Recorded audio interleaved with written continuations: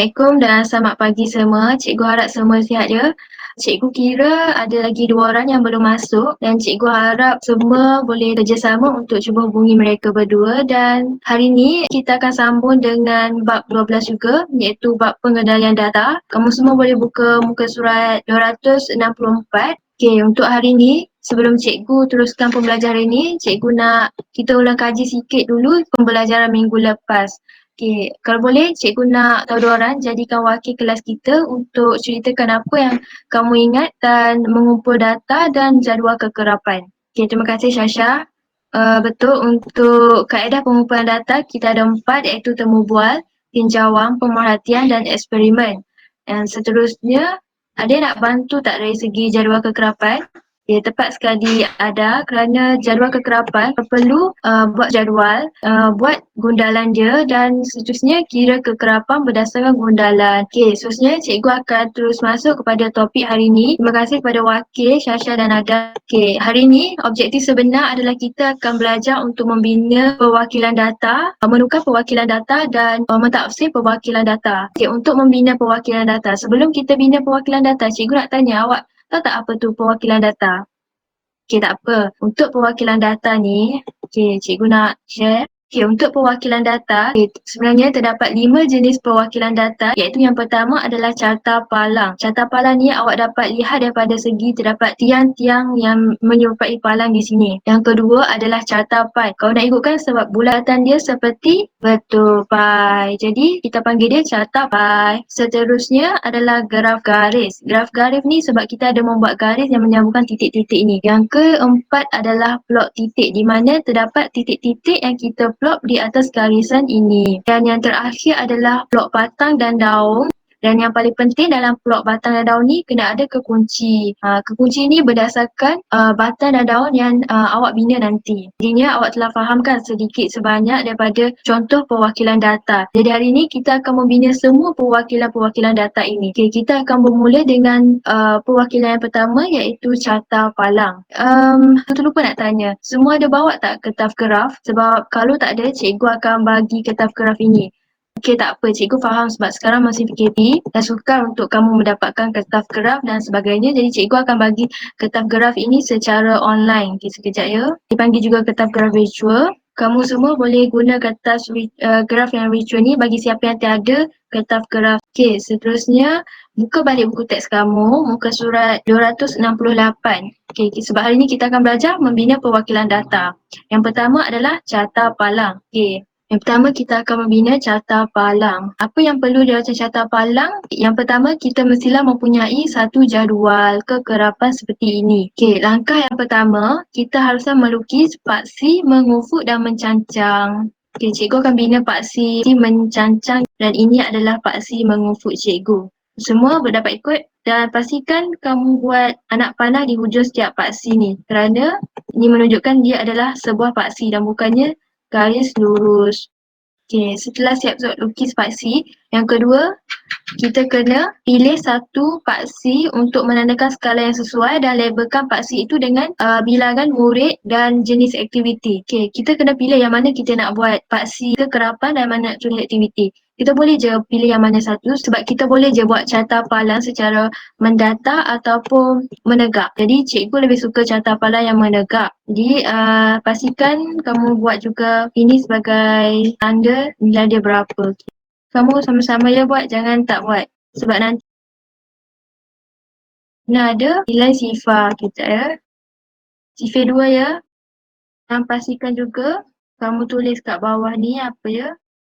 Cikgu guna singkatan sikit sebab bagi kamu nampak kat mana kedudukannya sebenar. Tapi kamu pastikan kamu salin betul-betul ya, jangan guna singkatan macam cikgu. Pastikan dia betul-betul berada di bawah line ini.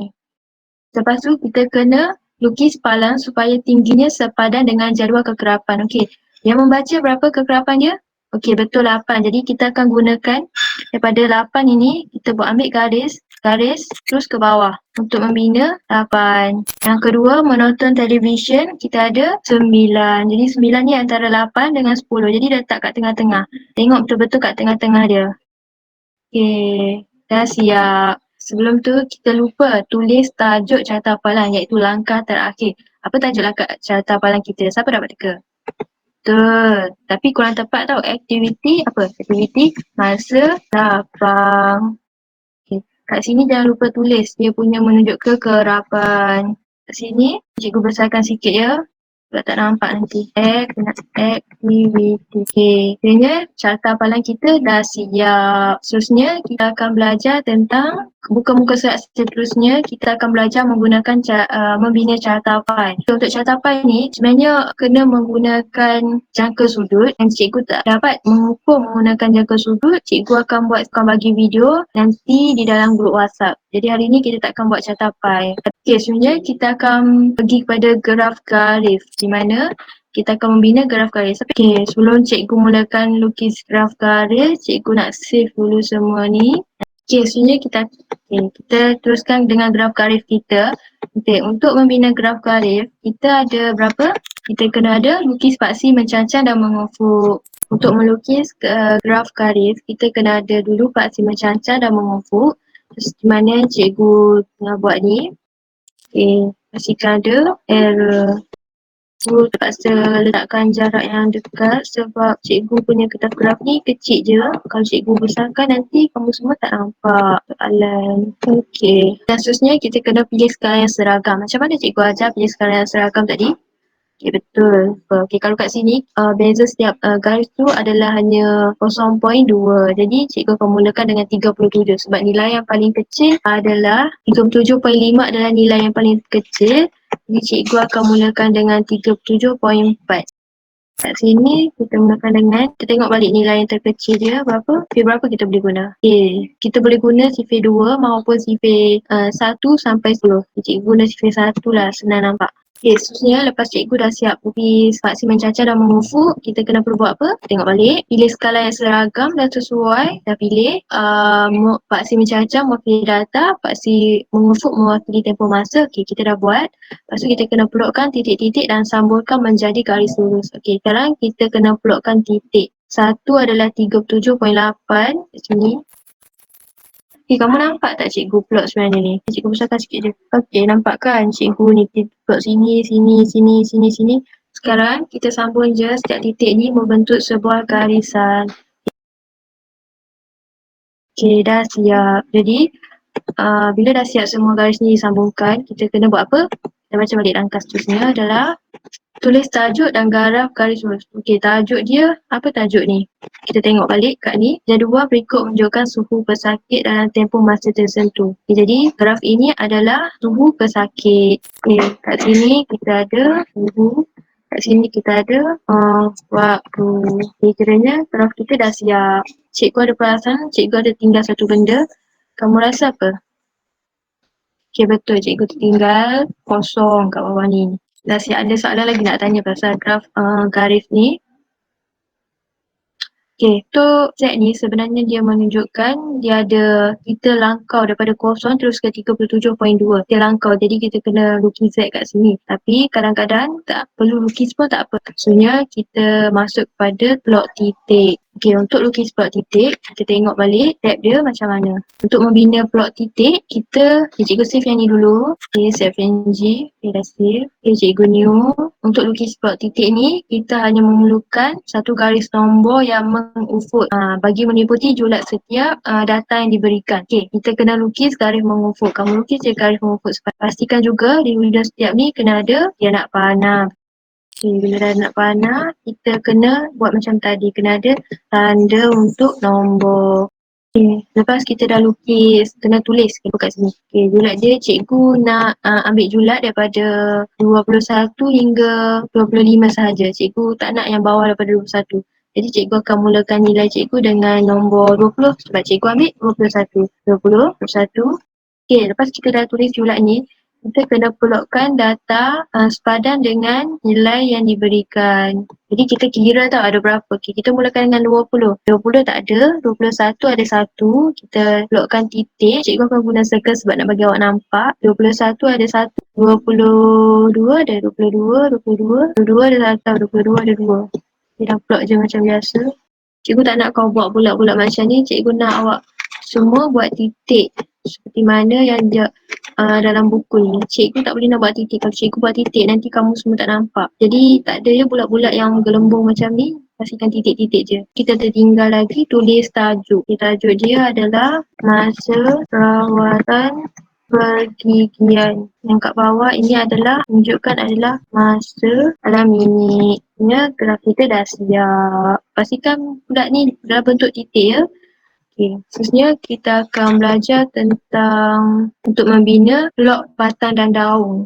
Okay, untuk lukis blok batang dan daun, mula-mula kita kena buat dulu batang dan daun dia dulu. Cikgu akan buat batang dan daun. Sini ada batang, sini ada daun. Jadi, tulis dulu mana batang, mana daun. Lepas saya tulis batang dan daun, kamu sila tulis digit-digit ni secara menurun. Di mana? Lalu tengok balik, tengok soalan. Soalan diberi nilai yang ni, jadi kamu kena cari nilai yang paling kecil. Kat sini adalah nilai 50, 32. 32 adalah nilai yang paling kecil. Jadi kamu kena pisahkan 3 dan 2. Jadi kalau kat sini kamu tulis dulu 3, sini kamu tulis 2. 32 jadi. Yang kedua kecil, yang besar sikit pada 32 kita ada 50. 50 kamu tulis 5, kamu tulis kosong. Seterusnya 50. 52. Cikgu jumpa ada 2, 50, so 2 kosong. Ada berapa lagi? 52. Kat sini 52. Dan kamu akan teruskan kira daripada kecil sampai ke besar.